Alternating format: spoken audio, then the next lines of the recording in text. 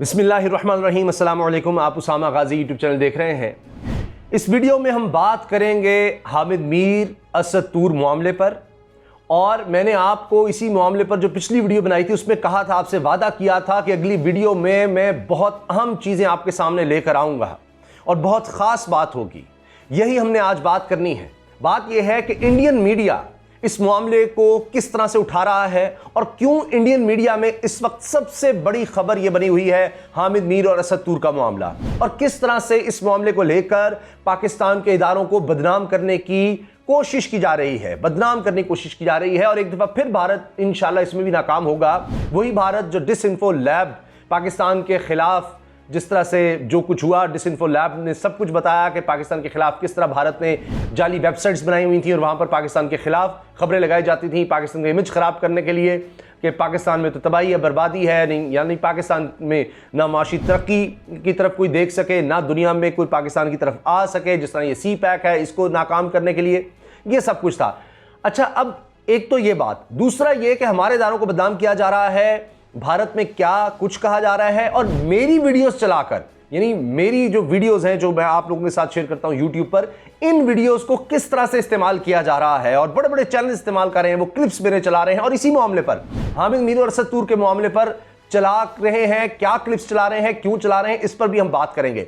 और भारत का असल जो मकरू चेहरा है वो भी मैं आपके सामने लेकर आऊंगा कि पाकिस्तान के इदारों के खिलाफ तो बात की जाती है, लेकिन भारत में खुद वहां की आर्मी, भारत की आर्मी किस तरह गैंग रेप, मास रेप में मुलव्वस है और किस तरह इन केसेस को दबाया जाता है। मेरे पास रिपोर्ट्स मौजूद है, इंडिपेंडेंट रिपोर्ट्स, पाकिस्तान की नहीं। और मैं आपको बताऊंगा सुप्रीम कोर्ट के जजेस ने, भारत के सुप्रीम कोर्ट जजेस ने क्या कहा अपनी भारतीय आर्मी के हवाले से कि क्या ये रेप करने वाली आर्मी है, किस तरह से किया जाता है रेप, और 13 साल की बच्ची को भी नहीं छोड़ा और उस बच्ची ने फिर खुदकुशी की। ये क्या मामला है सारा, इस बारे में हम बात करेंगे।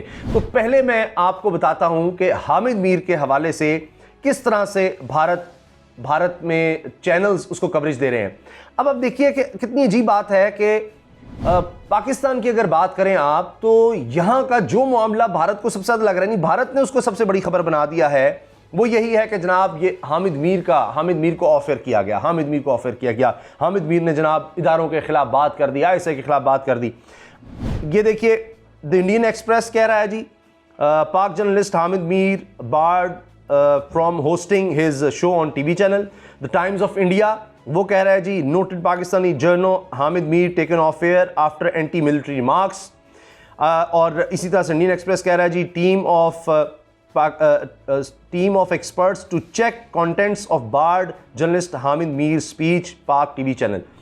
इसी तरह से आप देखें तो सबसे अहम चीज़ जो मुझे लगी कि हामिद मीर साहब ने जो खुद ट्वीट की है वो ये है, खुद वो कहते हैं, this support coming from with in ruling PTI thanks ASY 53, यानी ये उनके दोस्त हैं अब्दुल समद याकूब। ये ट्विटर हैंडल पर कहते हैं जी, founding member of PTI, strategic political analyst on national security, national interest and foreign policy. अब ये गए हैं TV9 पर ये याकूब साहब गए हैं और TV9 पर जाकर इन्होंने हामिद मीर को डिफेंड किया है।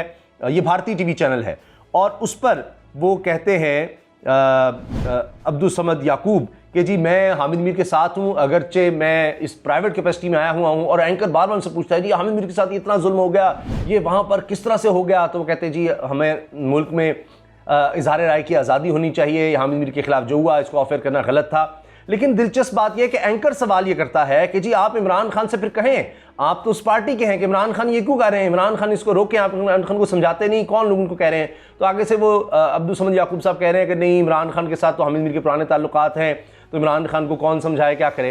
भाई बात यह है कि इमरान खान ने क्या किया है इसमें, जियो ने हटाया है हामिद मीर को। जंग ग्रुप को अगर आपने कुछ कहना कहें, उनसे पूछें कि क्यों हटाया, क्या हुआ। क्या फवाद चौधरी कह रहे हैं वज़ीर इत्तलात व नशरियात के, जनाब हमारा इससे कोई लेना देना नहीं। वज़ीर दाखिला शेख रशीद कह रहे हैं कि हमारा इससे कोई लेना देना नहीं। क्या हुकूमत ने ये सारा कुछ किया है, हुकूमत ने कोई दर्ज कराया? हाँ, हुकूमत ने अगर किया है तो वो ये है कि जनाब अब तक असद तूर के हवाले से इन्वेस्टिगेशन हो रही है, ये किया है हुकूमत ने। दूसरी तरफ FIA ने अगर तलब किया असद तूर को तो वो चले गए इस्लामाबाद हाई कोर्ट। अतर मनिल्ला साहब chief justice Islamabad high court हैं, तो असद तूर के खिलाफ एक जो नोटिस था FIA का उसको खत्म कर दिया गया कि जनाब वो किस तरह से आ गया, कोई बंदा जो एग्रीव्ड हो, यानी एक साहब ने फयाज राजा ने दरख्वास्त दी कि इदारों को बदनाम करते हैं असद तूर, और फिर चीफ जस्टिस ने कहा कि जी वो प्राइवेट कैपेसिटी में किस तरह आ गए, जिनको बदनाम किया गया वो आए। तो शिफा यूसुफजई जर्नलिस्ट हैं, खातून हैं, वो गई हुई हैं असद तूर के ख़िलाफ़ के उनके ख़ानदान को, उनको किस तरह से मिलाइन किया असद तूर ने अपनी वीडियोज़ में, और उनके ख़िलाफ़ इस तरह से बातें की, उस पर वो गई हैं। हरासमेंट के किस तरह से की गई उनको और उनके ख़ानदान को, और जिस तरह के अल्फाज बोले गए।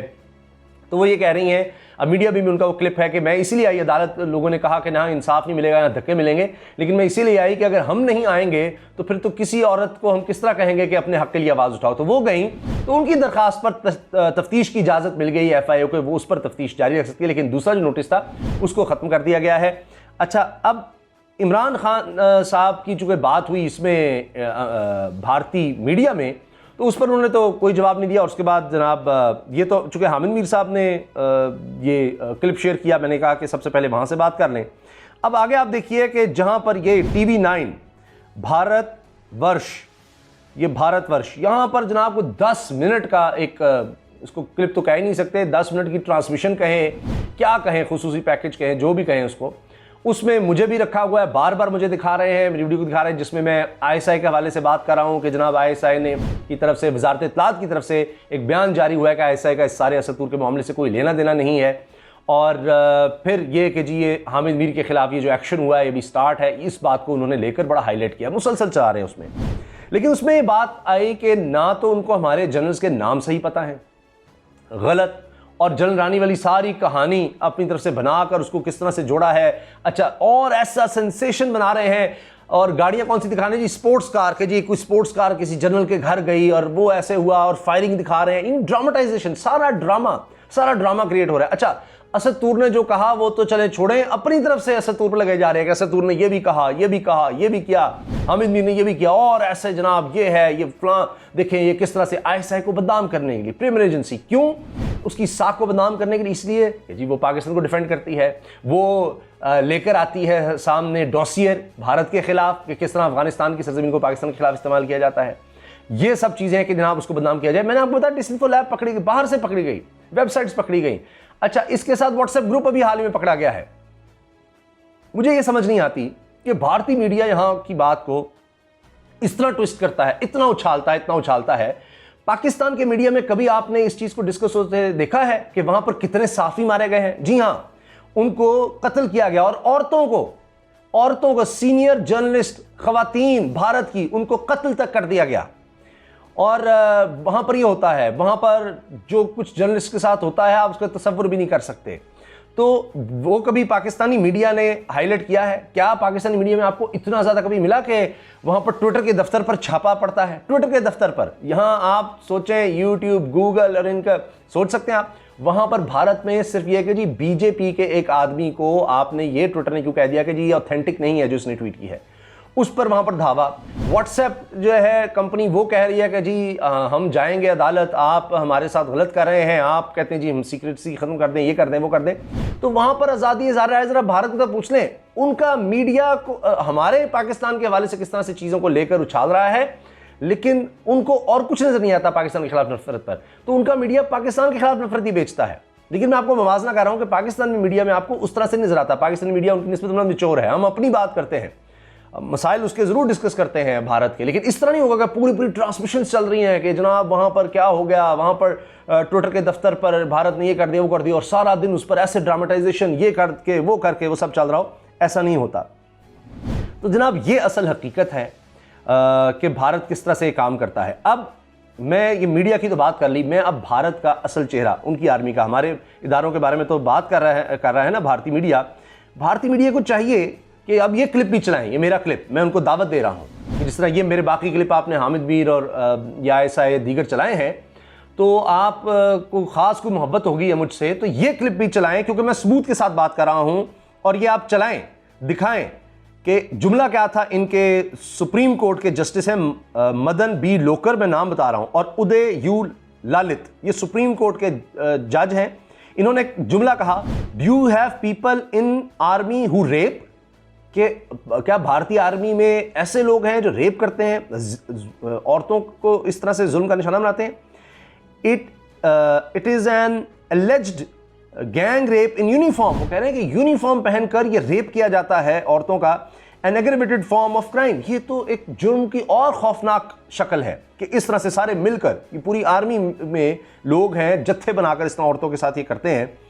और ये अल्फाज थे जनाब जजेस के, क्योंकि भारतीय जनता पार्टी जो है उसने एक ऐसा एनवायरनमेंट क्रिएट किया हुआ है कि जी जो वहाँ की आर्मी है, भारतीय आर्मी, वो अगर रेप करती है तो उस पर डिस्कस नहीं हो सकता, क्योंकि वो एंटी नेशनल है, तो उनको इजाजत है कि वो इस तरह का जुल्म करते रहे। मैं भारत को कोट कर रहा हूं, मैं अपनी तरफ से नहीं कह रहा।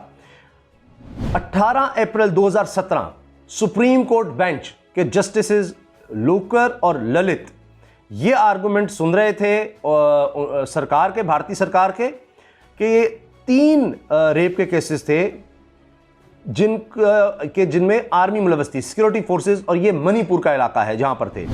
और इसमें उनका एक एक्ट है जी, armed forces special powers act, जिसके तहत इनके खिलाफ कोई केस नहीं चल सकता। और फिर इस केस में ये भी था कि 13 साल की एक बच्ची थी कि जिसके साथ ये ज्यादती हुई, मेरे से लफ्ज़ नहीं बोला जाता, और फिर उसने ख़ुदकुशी कर ली अपनी सारी कहानी, ये जुल्म की कहानी माँ को और बहन को बताने के बाद। तो ये वहाँ पर जनाब भारत में ये होता है। तो ये आपके मीडिया का काम ये होना चाहिए कि वो इन चीज़ों को बताए कि उनकी आर्मी में, भारत की आर्मी जो है वो क्या कर रही है, उसको आप बताएं, उसको ठीक करने की कोशिश करें। पाकिस्तान की आप फिक्र ना करें, आपको अपने मुल्क की फिक्र होनी चाहिए, जहाँ पर 23 करोड़ लोग जो हैं अब गुर्बत की लकीर से मजीद नीचे चले गए हैं, उसकी ज़रा ज़्यादा बात करें। ये चलाएँ आप, मैं दावत दे रहा हूँ आपको, इंडियन मीडिया को। अच्छा जी, अब ये है कि जी एक्टिंग स्ट्रांगली, इंडियन मीडिया इस चीज़ को भी हाईलाइट करे कि जी किस तरह से वहाँ पर रिपोर्ट्स ये हैं कि 30 साल हो गए कि मास रेप किया गया मकबूजा कश्मीर में, कुपवाड़ा डिस्ट्रिक्ट में हज़ारों ख़वातीन का रेप हो चुका है मकबूजा कश्मीर में। इस बारे में जो आर्मी करती है, इस बारे में ख़बरें चलाएँ, इसको हाईलाइट करें कि 30 साल से ये जो मास रेप का मामला था, पूरे गांव में जिस तरह से आर्मी ने यूनिफॉर्म पहने हुए लोगों ने रेप किया, इनकी मकबूजा कश्मीर में जिस तरह से भारतीय आर्मी ने किया, उसको, ये वाक़े को, ये 23 फरवरी 1991 से लेकर आज तक उसको क्यों नहीं इन्होंने इन्वेस्टिगेट किया। दीगर जो इस तरह के वाक़यात हो चुके हैं जो कि हज़ारों वाक़यात, ये इंडियन मीडिया इसको ज़रा हाईलाइट करे। ये अभी तो इजाज़त ही नहीं है इंटरनेशनल मीडिया को उस तरह से जाने की, वरना इनसे भी ज़्यादा केसेस का पता चलेगा।